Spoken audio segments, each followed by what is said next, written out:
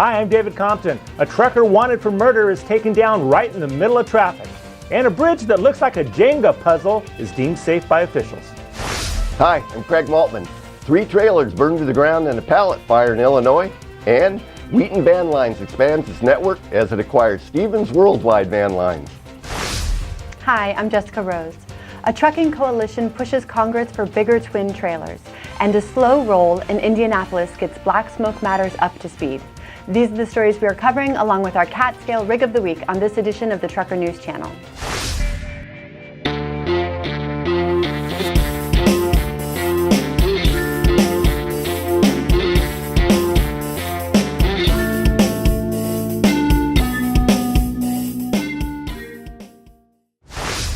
Seminole County Sheriff's Office in Florida has arrested Alexander Rodriguez Miranda, a 44-year-old trucker, on a felony warrant for second-degree murder and conspiracy to traffic cocaine. Miranda had been wanted by Longwood police in connection with a 2018 murder outside a community in Orlando. Aerial footage shows armed officers apprehending Rodriguez Miranda wanted along Interstate 4, and Miranda's tractor had been seen traveling along I-4 when unmarked pickup trucks began to box the big rig in. The rig comes to a safe stop in the center lane, and heavily armed officers begin to move in with weapons drawn. Miranda can be seen opening the semi-door and immediately raising his hands in surrender. Rodriguez Miranda was booked into John E. Polk Correctional Facility in Seminole County, and an investigation into the murder of 38-year-old Richard Javier remains ongoing. 3 trailers burnt to a crisp in Aurora, Illinois, as a destructive fire started when an employee left hot plastic near a stack of pallets. The fire started around 2:30 p.m. at a plastic fabrication business called Poly USA Incorporated when an employee put a cardboard box filled with hot plastic right next to a stack of pallets. The employee attempted to cool the contents of the box with water, then he just left the area. Shortly thereafter, the box ignited, catching the pallets on fire. Another employee noticed the blaze in the rear storage area of the building and called 911. It took 32 firefighters battling this blaze for an hour to put out this fire. Thankfully, no one was injured, but the 3 trailers, the 2 storage tanks, and all the pallets were a total loss, resulting in about $150,000 in damage. The Americans for Modern Transportation Coalition is continuing its effort to allow twin 33-foot trailers on the nation's highways, an increase from the current standard of 28 feet. In a letter to the House Transportation and Infrastructure Committee, Coalition Executive Director Randy Mullet claims years of underinvestment and a lack of attention to the nation's infrastructure have left American families in harm's way, spurred economic inefficiencies, and put undue stress on the environment.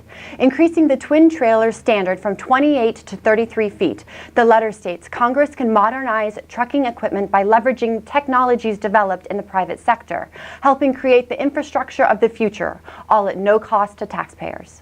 We'll be right back after this message.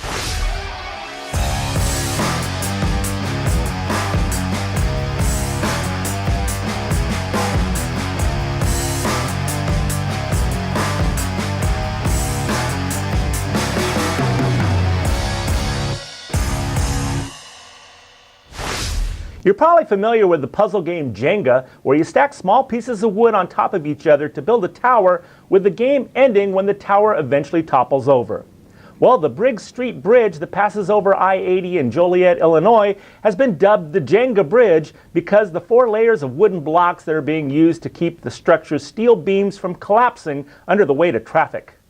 Illinois' transportation officials say that the bridge is in critical condition, but is still safe enough to drive on, even though it's being propped up by wooden cribbing. They have, however, put a 41-ton weight limit on the bridge.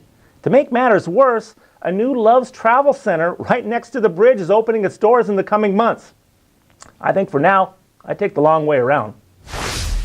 A slow roll organized by Black Smoke Matters went off without a hitch in Indianapolis, Indiana recently, as a lead-up to the group's proposed April 12th nationwide trucker shutdown. Both the roll and the shutdown are meant to protest the mandated use of electronic logging devices, hours of service regulations, and the lack of sufficient safe parking for truckers. Indiana State Police say between 75 and 100 semis made 2 laps of the 50-mile loop around the city.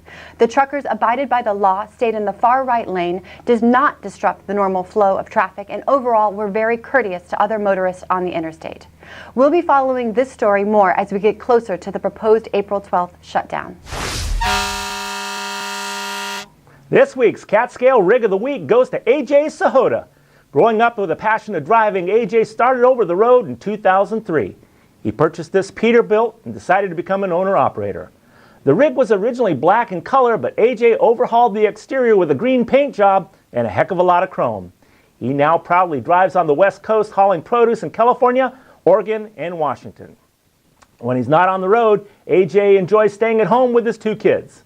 If you have a rig you'd like profiled here on the show, send us a video to rigoftheweek@thetrucker.com.